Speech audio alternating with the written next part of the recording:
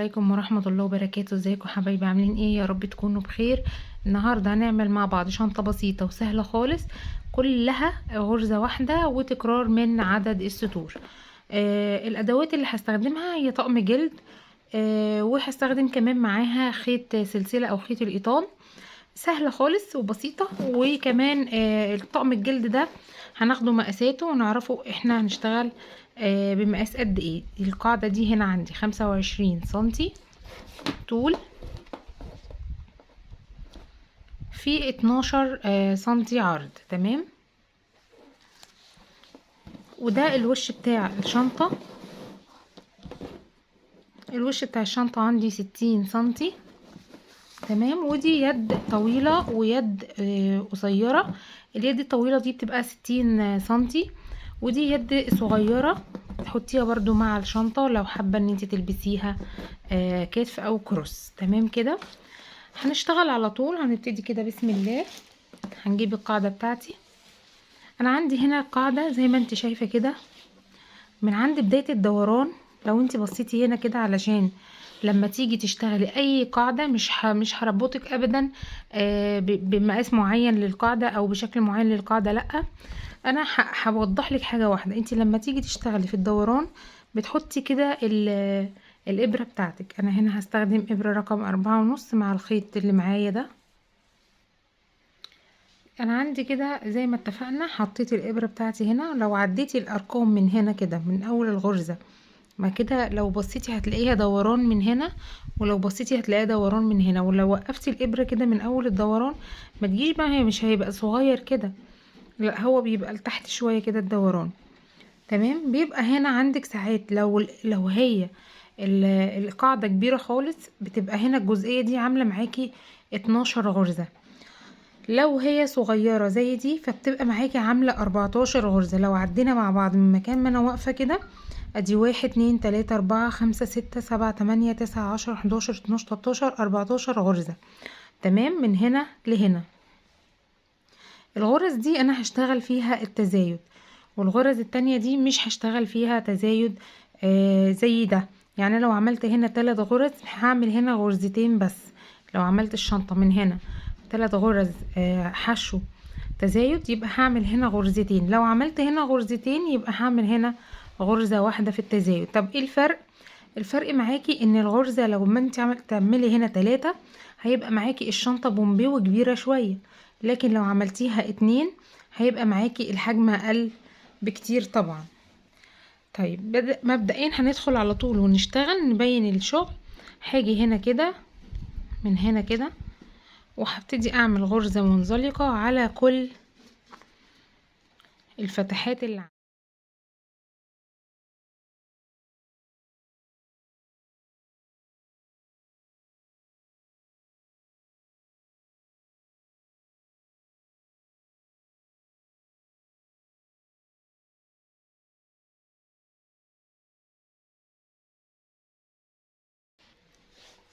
خلاص كده عملت المنزلقة في كل الغرز.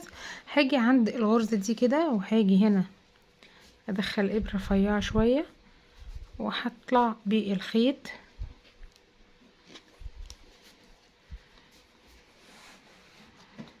اهو. هحاول اضيقه كده، وبعد كده هشتغل على طول. بعد كده هعمل ايه؟ هاجي هنا كده اشد الخيط كده شوية. ارتفعت هنا خلاص، طلعت الغرزة اهي وشدت الخيط.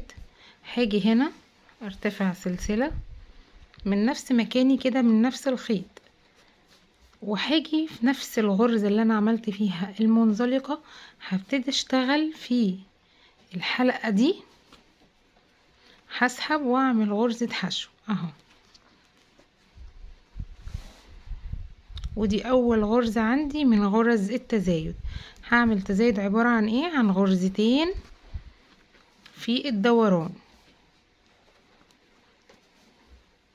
هشتغل هنا غرزتين في 14 غرزة، وبعد كده غرزة واحدة بس.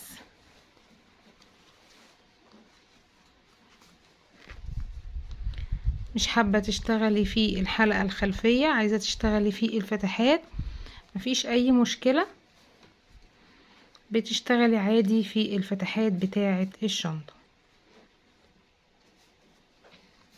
بعد كده هشتغل انا واحدة في كل غرزة،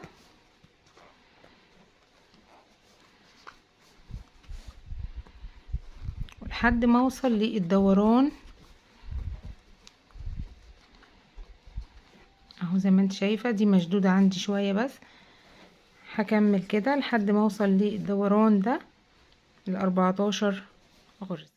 وصلت كده للجزء بتاع الدوران ال14 غرزة اللي بعمل فيهم تزايد، هشتغل فيهم في كل غرزة منهم 2.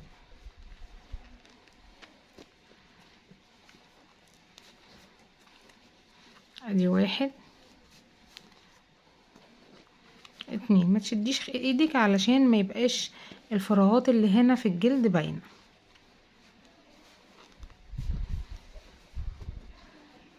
هكمل في ال14 غرزة هعملهم تزايد.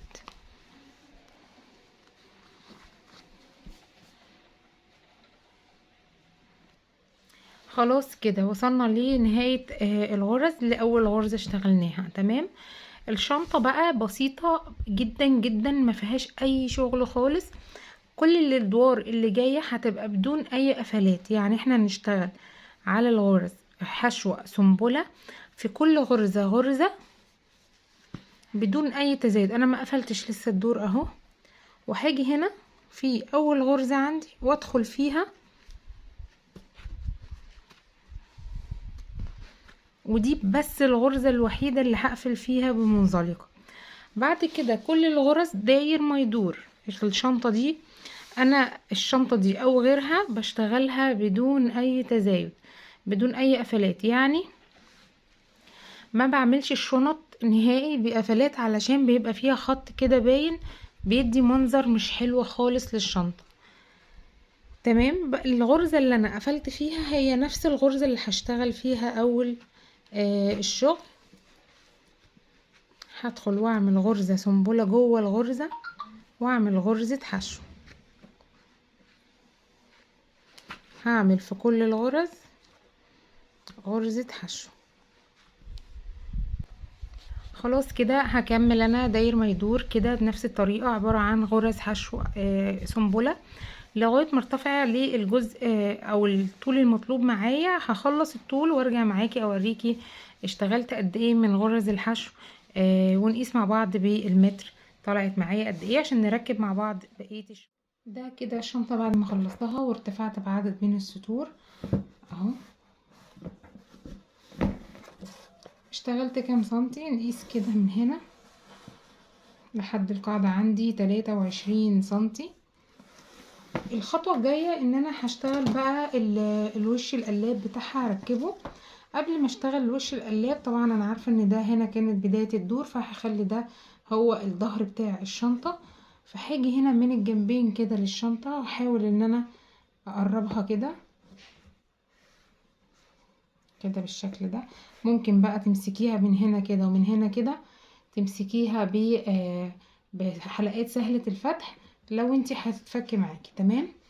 لكن انا هشتغل على طول وعايزة اعمل المنزلقة، لازم ده الايد دي تبقى واقفة كده. تمام. عشان اعمل الوش بالشكل ده.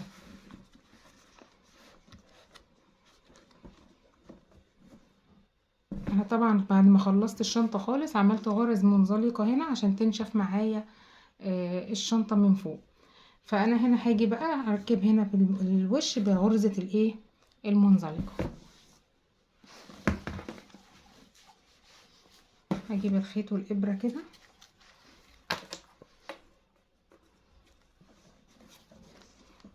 اهم حاجة ان الجزء ده يبقى متثبت لفوق، هيبقى من هنا كده اعلم الوش بتاع الشنطة.